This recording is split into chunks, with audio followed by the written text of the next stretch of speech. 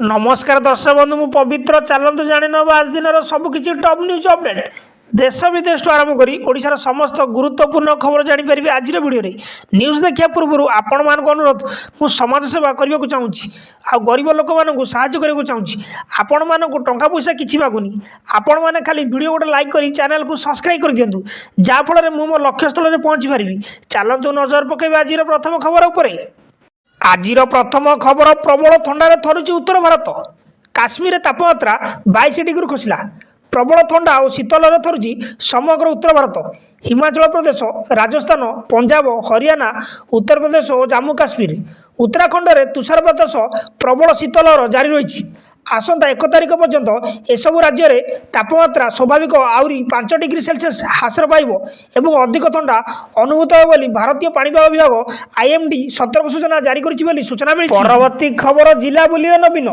Bill बुलिया सह क्षयक्षति नहीं चाषी सह करेंगे आलोचना अदिनिया वर्षा चाषी क्षयक्षति बुझाई आज 4 जिला गस्त करेंगे विरोधी दल नेता नवीन पट्टनायक फसलानी स्थितिर समीक्षा पुरी जगतसिंहपुर केन्द्रापड़ा और कटक जिला बुली चाषी कथा हे नवीन पुरी जिलार सत्यवादी में क्षयक्षतिग्रस्त चाषी को भेटे जगतसिंहपुर जिलार बारड़ा पंचायतर रीति सिंह जाई सेठारे चाषी आलोचना करेंगे सूचना मिली। परवर्ती खबर आज और आसंता काली सिंहद्वार दे जगा दर्शन करेंगे श्रद्धालु 2024 को विद्या दिवस इंग्राजी नववर्ष में महाप्रभु दर्शन करने लक्षाधिक भक्त समागम हो भक्त और श्रद्धालु श्रीमंदिर में श्रृंखलित दर्शन नहीं पुरी जिलापाल अध्यक्षतार एक समीक्षा बैठक श्रीमंदिर कार्यालय ठारे अनुष्ठित हो जाएगी।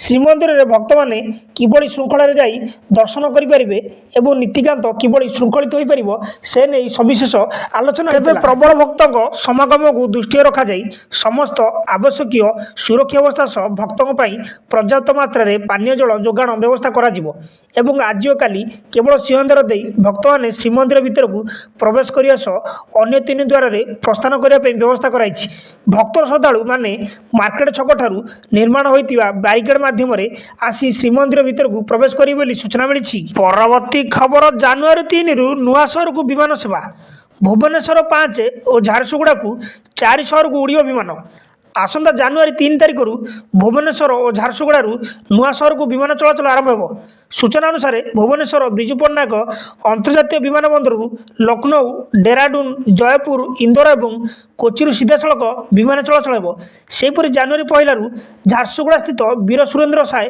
विमान बंदर हैदराबाद रायपुर लखनऊ और मुंबई को विमान चलो मुख्यमंत्री मोहन चरण माझी एक्स ए संपर्क में सूचना देवा सहित राज्यर अर्थनैतिक विकास क्षेत्र में या माइलखुंट सब्यस्त हो सूचना मिली। परवर्ती खबर छात्र छात्री आकाउंट को जीव टंका नुआ वर्ष में छात्र छात्री को मुख्यमंत्री भेटी माधा सिंह हाथ खर्च योजना शुभारंभ हो जनजाति छात्र छात्री को मिल 5,000 टंका जनवरी 5 मुख्यमंत्री योजनार शुभारंभ करेंगे आदिवासी पिला ड्रप आउट को नहीं मोहन सरकार माधा सिंह हाथ खर्च योजना आनी आदिवासी पिला प्रोत्साहन राशि मिल सूचना। परवर्ती खबर श्रीमंदिर नुआ वर्ष राति 10:30 सुधा हेब पहड़ राति 12:30 सुधा द्वारफिटा नीति नुआ वर्ष में श्रद्धालु मानू शांतिपूर्ण भाव दर्शन करने सरकार श्रीमंदिर प्रशासन और पुरी जिला प्रशासन समस्त बल प्रयोग कर नुआ वर्ष अवसर में श्रीमंदिर में श्रद्धालु दर्शन नहीं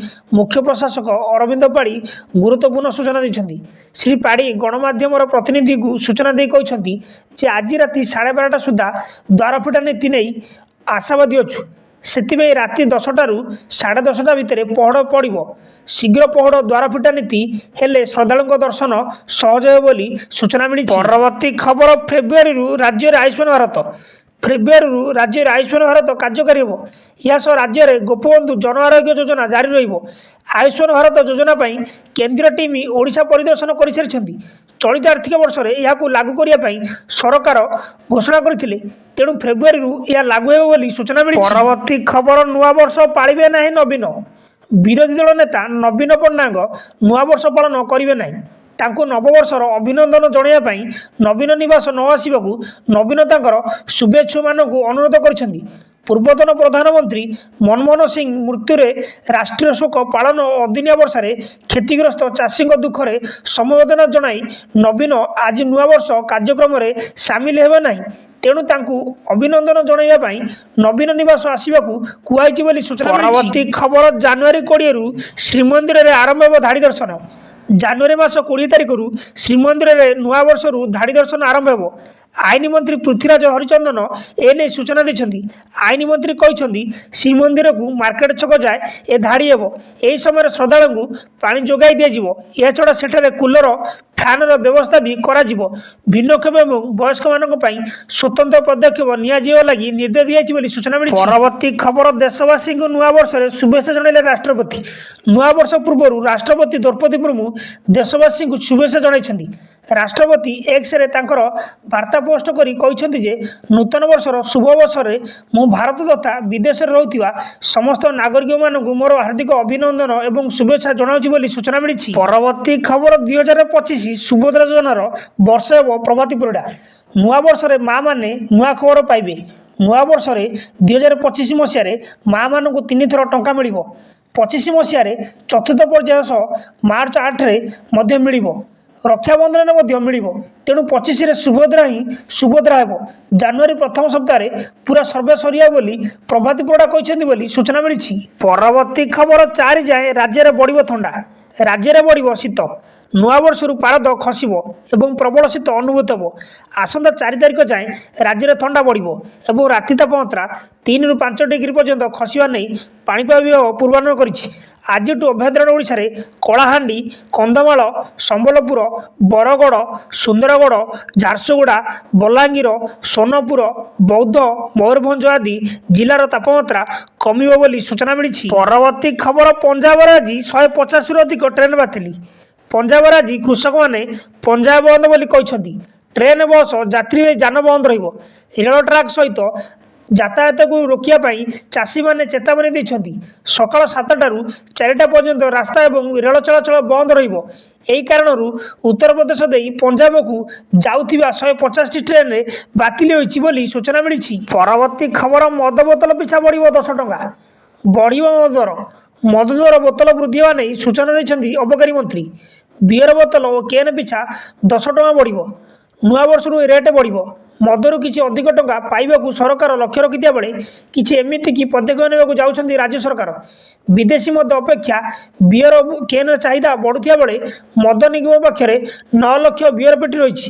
ରେଟ୍ ବଢ଼ିଲେ ଏଥିରୁ ପାଖାପାଖି ସରକାର 90 କୋଟି ଟଙ୍କା ସରକାର ପାଇବେ ବୋଲି ସୂଚନା ମିଳିଛି। ପରବର୍ତ୍ତୀ ଖବର, ଓଡ଼ିଶାରେ ଗଡ଼ିବ ଡବଲ ଡେକର ଇ ବସ୍। ଓଡ଼ିଶାରେ ଗଡ଼ିବ ଡବଲ ଡେକର ଇ ବସ୍। ପ୍ରବାସୀ ଭାରତୀୟ ଦିବସ ପୂର୍ବରୁ କ୍ରୁଟ୍ ଚଲାଇବ 5ଟି ବସ୍। ଭୁବନେଶ୍ୱର, କଟକ, ପୁରୀ ଓ କୋଣାର୍କରେ ଗଡ଼ିବ ଡବଲ ଡେକର ଇ ବସ୍। ବସ୍ରେ ରହିବ ଓଡ଼ିଆ ସଂସ୍କୃତିର ଝଲକ। ତେବେ ଖୁବ୍ ଶୀଘ୍ର ଟ୍ରାଏଲ୍ ଆରମ୍ଭ ହେବ। ଏଥିପାଇଁ ମୁମ୍ବାଇରୁ ଓଡ଼ିଶା ଅଭିମୁଖେ ଆସୁଛି ଡବଲ ଡେକର ଇ ବସ୍ ବୋଲି ସୂଚନା ମିଳିଛି। ନ୍ୟୁଜ୍ଟି ଏଇଠି ସମାପ୍ତ ହୋଇଛି। ନ୍ୟୁଜ୍ଟି ଭଲ ଲାଗିଥିଲେ ଆପଣମାନଙ୍କୁ ଅନୁରୋଧ, ନିହାତି ଭାବେ ନ୍ୟୁଜ୍ ଗୋଟେ ଲାଇକ୍ କରି ଚ୍ୟାନେଲକୁ ସବସ୍କ୍ରାଇବ୍ କରିଦିଅନ୍ତୁ।